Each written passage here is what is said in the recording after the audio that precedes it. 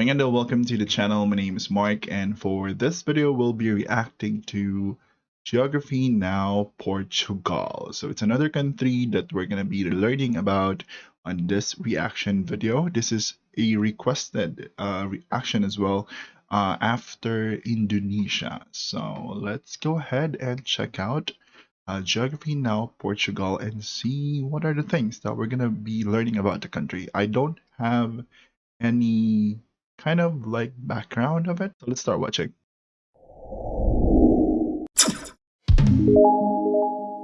Some countries try to fight the ocean. Others are afraid of the ocean. Portugal practically wants to live in the ocean. If they had Ooh. gills, they'd sell their land and build an Atlantis. Welcome to the powerful little sailor of Europe.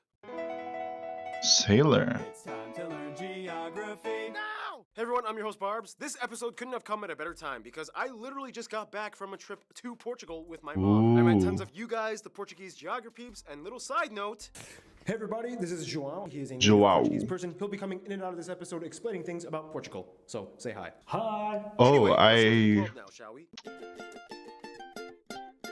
Portugal is sometimes listen to called B the door to pop, Europe. It's the Brazil start to the pop, mainland. which The Portuguese is are like ocean people. using They need to be close to Portuguese the for sea. They their get music. uncomfortable without it. With that in mind, their country is pretty ideal for them location-wise. Portugal, the rectangle-shaped country, is located at the very Right. end of the Iberian Peninsula, surrounded by Spain on all three sides, as well as two island regions in the Atlantic. They have the westernmost point of continental Europe, Cabo da Roca, and the westernmost point of Roca. Europe's domain, the island of Santa Cruz das Flores. Important note, Portugal has one of the oldest borders in Europe and one of the oldest in the world, very much thanks to this treaty signed Treaty between of these two kings back in Alcanienses. 1297. The Spanish and Portuguese have always usually had amicable relations in regards to their states. The only kind of dispute they have is over the town of Olivença. This is not an official Olivença. dispute, but most Portuguese believe that it kind of probably should be theirs because of history or something. Look it up. For what it's worth, though, there's even a spot where you can zip line across this river from Portugal Ooh. into Spain and travel forward 1 hour in time. What, because for some reason, Portugal good decided to Jan. follow the UTC +1 zone instead of +2 like Spain, meaning that even though Galicia is on the same longitude, they are 1 hour ahead. Anyway, the country is divided into 18 districts. That's and two interesting. autonomous regions, the Azores and 18 Madeira districts. Islands. These two island regions give a huge boost to Portugal's exclusive economic zone by over 1.7 million square kilometers, making it the third So this largest is like a bit EEZ in the small EU and the 20th in the world. than the previous capital is countries I Lisbon, reacted and of course to. it holds the largest Lisbon. airport, Lisbon International, as well as the largest shipping port, the Port of Lisbon. The second largest city is actually Sintra. Oh, they're actually using like 3D Google actually Maps. holds the second busiest airport, and Faro in the south rounds out for third place for airports as well. Remember, even though these little uninhabited guys known as the Savage Islands are closer to Savage the Canary Islands of Islands. Spain, they actually belong to Portugal and make up the southernmost part of Portugal's domain. One of which right here, Pontina, is actually a self-proclaimed micronation purchased by some art teacher dude who bought it and then later claimed independence from Portugal in 2007. Keep in mind, these overseas regions, in addition to the Canary Islands and Cape Verde, are part of a larger oceanic region known as Macaronesia, not to be confused with Micronesia, which is halfway across the world. Yeah, that micronation island thing. That's a weird one. Look it up. They kind of have all they need in that small space as long as they have the largest portion of the Atlantic coast on the Iberian Peninsula. This is kind of what allowed them to become the front runners in the age of discovery and European expedition years. True. Most of the first and famous explorers you've probably already heard of, Magellan and Vasco da Gama, Yep. they come from Portugal. Ahem. Yeah. You Philippines. guys took the Arctic and Finland, like They're part of hundreds years Philippines earlier. For what history. it's worth, though, It's important to note that historically, not only were the Portuguese the first to kick off the age of exploration with the first discovery at the Azores and Madeira Islands, but they also had a vast empire at one point expanding across 5 continents as far as East Timor to Brazil and everything in between. The problem was, with the exception of Brazil, Angola, and Mozambique, the Portuguese really only kind of maintained numerous ports and coastal colonies that didn't encroach far inland with the connecting land masses. Their love of the ocean kind of ended up diminishing much of their land claims, and the majority of the ports were either fought over and lost or sold to other colonial powers of the 18th and 19th centuries. Nonetheless, outside of the sovereign Portuguese-speaking countries today, you will see small remnants of Portuguese influence in places like China's special autonomous region of Macau, with its Portuguese-named streets, and the churches and culture of areas like Goa, as well as Dammam and Diu in India. anyway, this segment is getting kind of long. Here are some places of interest that you guys, the Portuguese people, suggested we mention in this episode. They have 17 UNESCO heritage sites.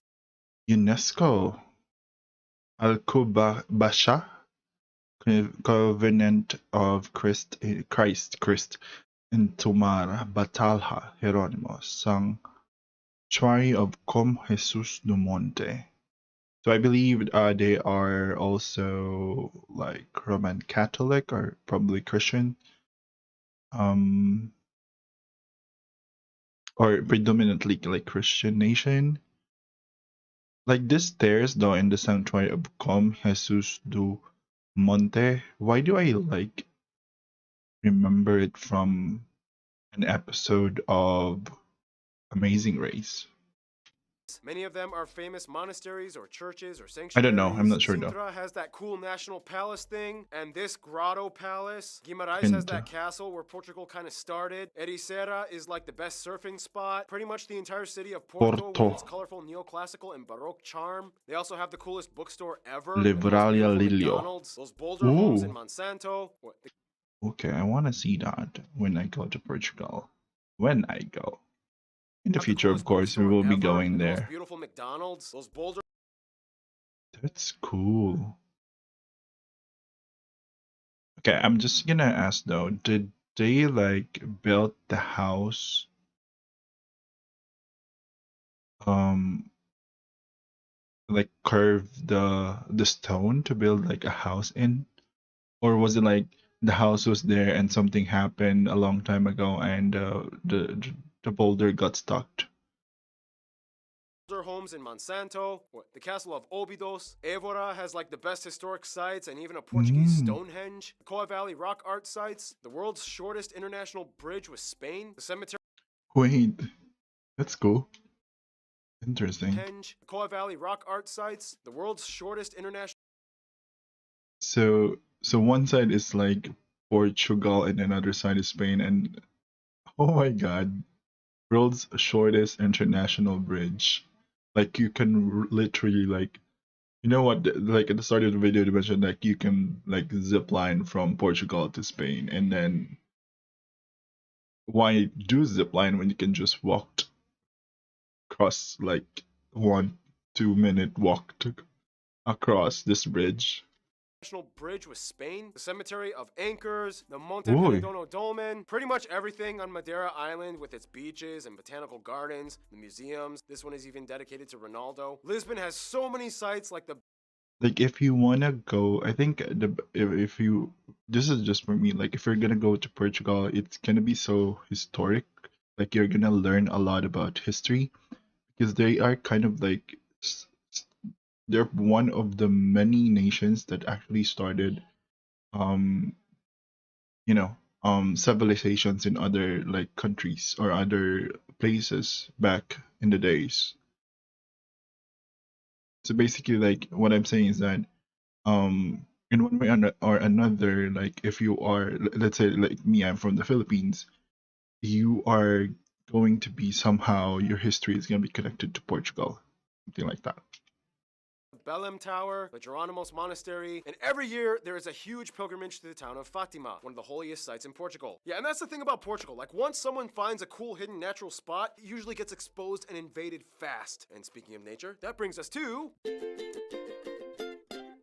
Now, as Physical mentioned, Portugal geography. is an ocean-loving country that loves the sea and water. Nonetheless, the actual people do need to kind of live on land and like grow food on it and stuff. So yeah, this is how you break it down. Portugal's land makeup, of course, is made up of the two main parts that fall under Portuguese sovereignty, the continental Portuguese landmass on the Iberian Peninsula, and the two island regions of the Azores and the Madeira Islands. The Azores, continental part of Madeira. Portugal is located on the Eurasian Continental. plate, close to the convergence of the African plate. Geologists speculate that there could be a newly emerging rift which could explain some of the seismic activity, such as the Great Lisbon earthquake of 1755 that nearly destroyed the entire city on All Saints' Day. Look it up. Anyway, the northern parts are generally more mountainous and hilly, with two main mountain chains, the northern Meseta Mountains and the Serra da Estrela, which has Torre, the tallest point on the mainland. However, if we're talking about the tallest point in the entire country, that actually belongs to Mount Pico on Azores Island. Back to the mainland, though. The country is shaped by three main rivers: the Douro in the north, the longest river of the country, the Tagus or Taj, and the Tagus. Guadiana in the south, which feeds By the way, Tagus is though it's spelled as an L is like a spell. No, not a spell. Like when you pour water into a cloth and then it actually like go. How do you explain that? Like I don't know what's the English word for it. Like I can't remember right now. But Tagus is like it went through, something like that. So it kind of like related to water. feeds into the largest lake of the country, Lake Alqueva, which is actually a reservoir created by the Alqueva. Alqueva Dam. The south of the country, known as the southern Meseta, is generally flatter and lush with the Sado Basin fed by the Sado River. Skipping over to the island Sado. regions, the Azores and Madeira Islands are volcanic archipelagos, generally lush and green, and mild to warm year-round. Madeira actually has a UNESCO nature zone, the Lorisilva, or Laurel Forests of the north side. For the Azores, they are kind of precariously positioned right at the triple junction of three tectonic plates, and the westernmost islands, Corvo and Flores, are actually located in the North American plate. They are beautiful green islands that actually kind of resemble the Irish countryside with farm plots dotted everywhere. This island chain is also the only part of Europe, if you don't consider the Caucasus part of Europe, where tea can be cultivated naturally in its environment. Whew, that was pretty compact in detail. And we didn't even get to talk about all the cool stuff like the cave beach of Benadil, or This the I tidal see. pool, or that place That where the I largest saw wave also. ever was surfed by that dude. Oh, that was Ooh. Portugal? Yes, it was. Look it up. In the meantime, you know the deal. I take my triple shot of espresso break, which means Noah comes in to fill in for the rest of this segment. Did somebody say Keith? No, I believe he said Noah. For one, they are masters of making anything out of trees, as over a third of the country is forested mostly with oaks, pines, and eucalyptus. Such Portuguese companies like the Navigator Company are world-renowned for paper products. Paper. And Amorium is the world's largest cork producer, in Cork? Portugal being #1 in cork production in general. You will see tons of stuff around Portugal made of cork. Cork purses, cork shoes, cork notebooks, cork everything. And they love their wine, with port, rosé, green, and Madeira wines being some of the most popular types. Portugal is home to many animal species as well. In the continental side, you will find mammals like wild pigs, wild goats, hares, foxes. The unofficial national animal, though, or at least a common national symbol, would technically be the legendary mythical Barcelos rooster. rooster. They're Europe's top seafood consumer per capita and usually in the top 4 Fish. worldwide. And of course, think brings us to the final. I think the food, like I can imagine that the food that they love there, because they're near like the water, and like most of their like islands would be some kind of like, seafoods. Segment food. Some top notable dishes you guys, the Portuguese geography, suggest we mentioned include things like the most iconic national soup, caldo verde. These two Caldo sandwiches are verde, probably the most popular panchisena, ones. Pastéis de bifania. nata. And finally, with seafood, they have everything from cuttlefish, crabs, shrimp, spiny lobster, barnacles, mackerel, lamprey. Ooh, the barnacles one. Let me just check that again. From cuttlefish, crabs, shrimp, spiny lobster, barnacle. Okay. Barnacles. In our province, we actually have this. Like in the province, we of course I believe this is like everywhere in the world. The barnacles are always gonna be there. Like, but in our province, like back in the days, we usually get this from drifted woods from the sea. I don't know if that's the right term. Like when woods are like, those logs that went into the sea, and when they went to like the shore, they usually have these barnacles stuck on them. So what we do is we actually get them and then cook them. That's what we do back in the days during when I was like back in the province. This is what that is what we usually do whenever like we usually do this during the rainy season.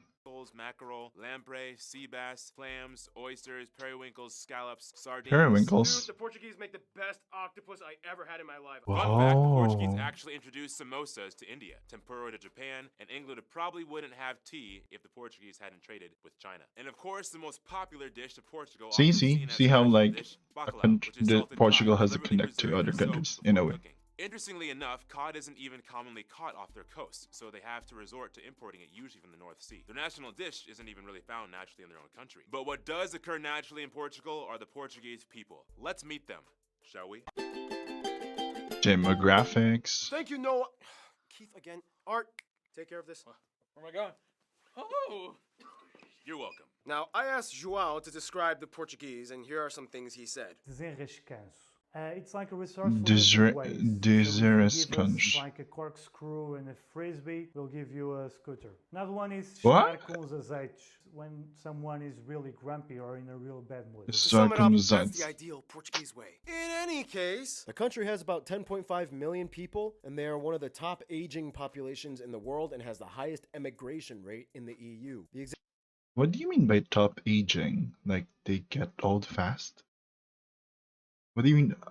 Okay, if anybody knows what stop aging means, can you comment? Exact numbers are not always completely reliable, but many sources on average report that somewhere around 90 to 95% of the population identifies as Portuguese. But Portuguese. that term is very broad as there are many different types of Portuguese people that look totally different from the others. Some of them are blonde haired and blue eyed, and some are tan and olive and brunette. Either way, Portuguese. The remainder of the 5 to 10% of the population comes from all over the world, mostly Europe and former colonial states like Brazil, Angola, and Mozambique, and even a small Asian minority as well, mostly Macau Chinese, and India from Goa and Daman and DU. They use the euro as their currency, they use the type C and F plug outlets, and they drive on the right side of the road. Now, of course, in Portugal, the official language is Portuguese, a Latin-based Romance Portuguese language. with It's an actually E? related to the Galician language in North Spain. Ah, and usually okay. the two Let me know if Portuguese is the language that is without an E. Based on this video, because they don't have an E on the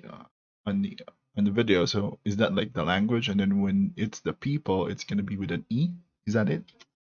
You can pretty much understand each other, and weirdly enough, Galicians and North Portuguese Celtic. people have Celtic roots. Celtic, sorry. Celtic. We'll talk more about that in the Spain episode. But anyway, Portugal also technically has a second regionally official language, Mirandese, which is only spoken by about Mirandese. 15,000 people in 2 municipalities of the Ooh. Northeast region. I think that was just a Otherwise, mess being straight spelling up, a while Portuguese ago. is the most difficult Latin language for me personally. But after spending some time in Portugal, I figured out a shortcut if you want to learn how to speak. Yeah, like I was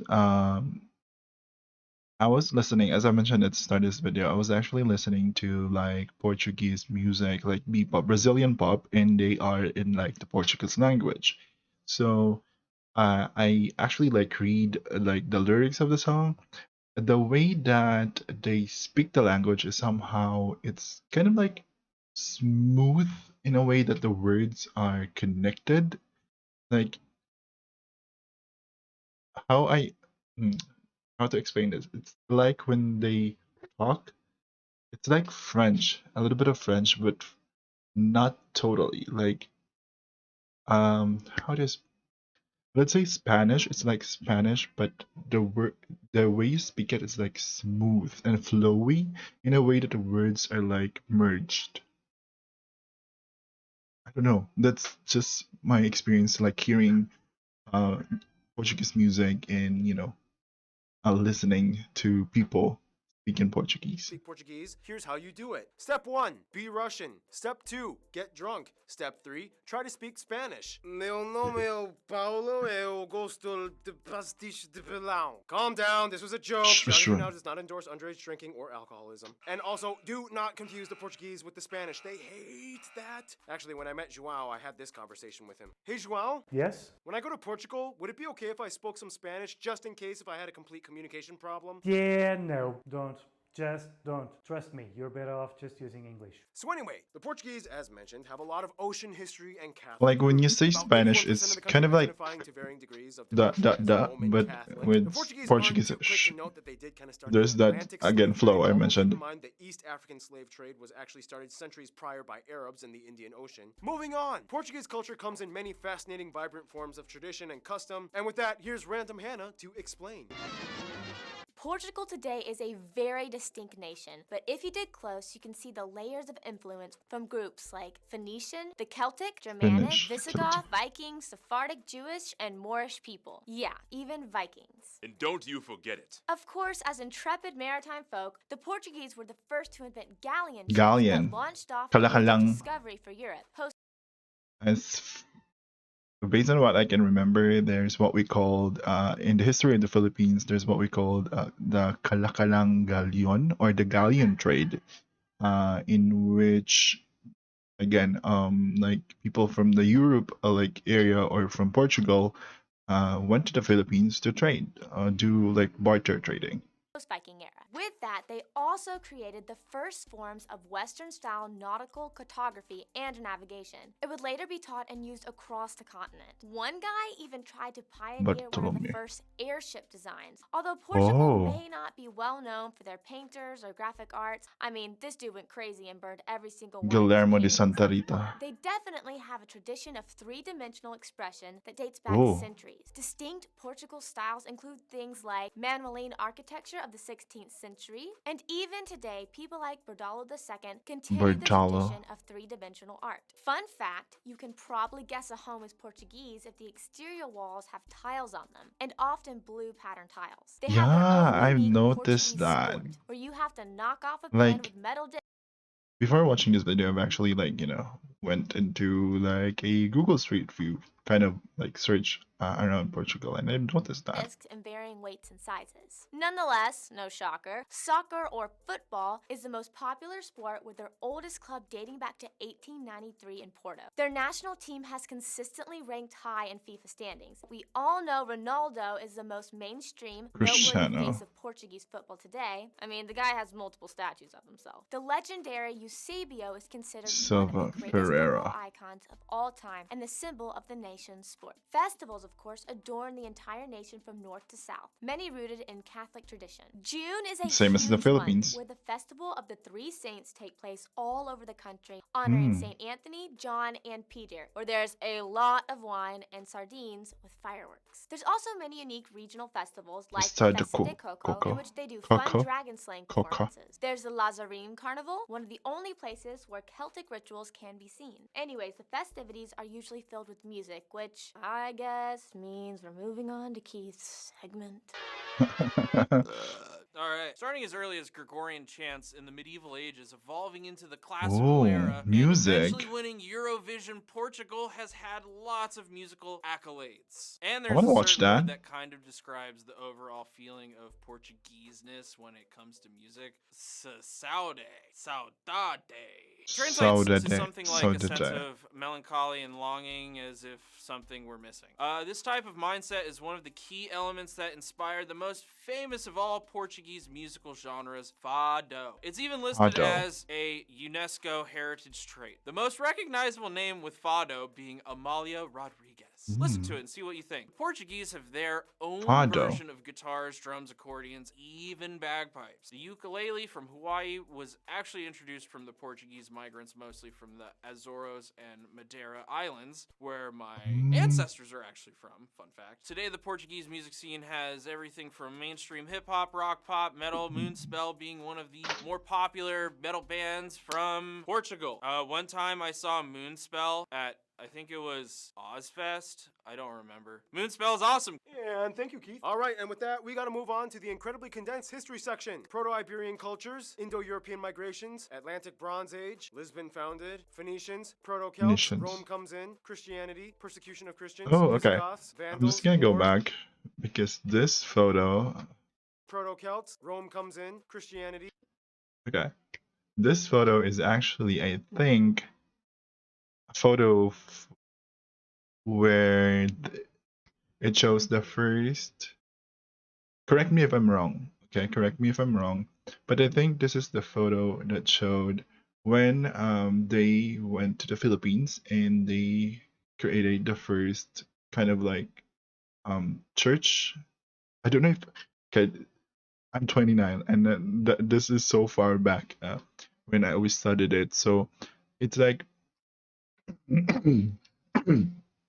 they created or they put up like this, cross, and then I don't know if that correct me if I'm wrong. Limasawa Island is where they did the first mass. Correct me if I'm wrong if this is the photo, because I kind of remember it from a book that we were, studying back then. So I don't know if this is that, but I think it is, given the elements that I see in the photo. Persecution of Christians, Visigoths, Vandals, Moors, Muslim years, Vikings come in briefly from the north parts, fighting, blah, blah, blah. They get their first king after independence from Leon. Uninhabited Madeira and Azores Islands discovered. Age of discovery kicks off. Atlantic slave trade, colonies established, inquisitions, great earthquake of That I saw also that photo. First constitution, That as well. No, the painting, it's not photo. Republic, World War I, joins Allied forces. World War II, gets messy. Salazar begins his reign. Colony wars in Africa. Colonies gain independence, but Timor is still on hold. Behold, new constitution, joins EU, World's Fair Expo, releases Macau, releases East Timor, hipster shops and trendy yet pretentious warehouse district cafes open up, and here we are today. We asked you guys for a list of some of the top notable people from Portugal or of Portuguese descent, and they include people like Prince Henry the Navigator, even though he never really did any exploring himself, Bartolomeu Dias, Vasco da Gama, Ferdinand Magellan, That I know, that we know, of athletes, course. these two popes, Nobel Prize winner in medicine Egas Yes, Moniz, the greatest writers Luis de Camões, Fernando Pessoa, and Jose Saramago, Daniela Rua, Carmen Miranda, Maria João Pires, Sara Sampaio, Paula Rego, and some American and Canadian celebrities that have Portuguese descent include Nelly Furtado, Shawn Mendes, one of my Who? favorite animators, J.G. Quintel, even Tom Hanks, and this guy, I guess, you're not Keith. Portuguese, right? Yeah, totally, man. Great-grandfather was actually born. He was born in the Madeira Islands. Keith Everett. Well, as you can see by now, with their bold exploring roots, Portugal has definitely left its mark on the world. And with that, we move on to see how the mark has impacted their relationships to others around the world. Friend zone. Yeah, Portugal is kind of like the smallest nation that left the biggest legacy. Over 30 times more people. That's what I've said at the start. Portugal across the world speak Portuguese than in Portugal. For one, they have the longest official alliance between two countries on Earth with the UK. Forged in 1373, they have been working alongside the British for a long time and have developed numerous bilateral policies and trade deals. Long story short, the Portuguese introduced tea to the British, and the British helped them get cod. For France, Portugal is kind of like the lean Latin boy next door who keeps trying to flirt with France, even though she's kind of dating Germany. There are more Portuguese people living abroad in France than any other nation at about 2 million. The Portuguese love the French. They enjoy the laissez-faire culture and charm and have integrated very well into French Laissez-faire. society. The Portuguese were the first Europeans to That's have how you encountered pronounce it. Japanese, and much of Laissez-faire. the historical interaction reverberates to this day culturally. I mean, they founded the port city of Nagasaki, and even the word arigato is derived from the Portuguese word obrigado. Even when Japan was isolated, they traded for centuries. Only with the Obrigado. Portuguese. Even though Obrigado. things got messy in the 60s Arigato. and 70s, they still have close ties to their former colonies, especially Brazil, Angola, and to some extent Mozambique. Many of these people have recently moved in on separate migration waves, and today you can see many of them in major cities like Lisbon and Porto. Billions of dollars are traded with Angola annually, and Portugal even canceled Mozambique's remaining debts from independence to 2005 at nearly $400 million. Brazil is their biggest legacy. It's like the sun they fed steroids and became a massive giant bodybuilder. Today, the Brazilian dialect of Portuguese is more widely taught and distributed in media than True. actual Portuguese. That's what I Portuguese. mentioned. And even after I've independence, the two watched have split like up for Brazil each pop family and they're bond that using will always have high Portuguese. favor towards the other. For what it's worth though, when it comes to their best friend, most Portuguese might begrudgingly hate to admit it, but they kind of, at the end of the day, will always walk side by side with their oldest friend, Spain. Portugal was actually the first nation that fully emerged out of the Iberian Peninsula back when Spain was a They're bunch of disjointed technically like kingdoms. Since then, connected. they've been rivals and adversaries. During colonial years, they competed to see who could take over the Americas better. They've had centuries True. of conflict and treaties, alliances, unions, arguments, but in the end, they just have that Iberian culture and Latin root that ties them in so closely as brothers. In True. conclusion, We say Take that we a like to show. keep things moderate and simple, but our history is anything but moderate and simple. Our love of True. war kind of spilled over into a global empire phenomenon that even us probably didn't see coming. Today, the Portuguese legacy lives on. stay tuned.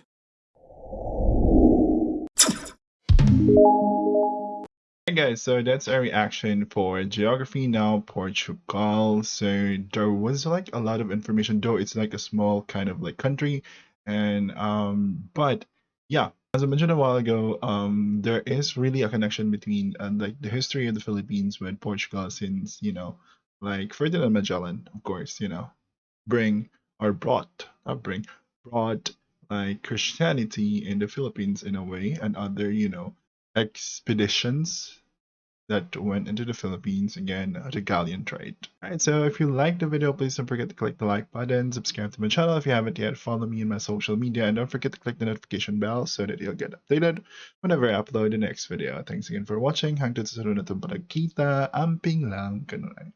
Bye.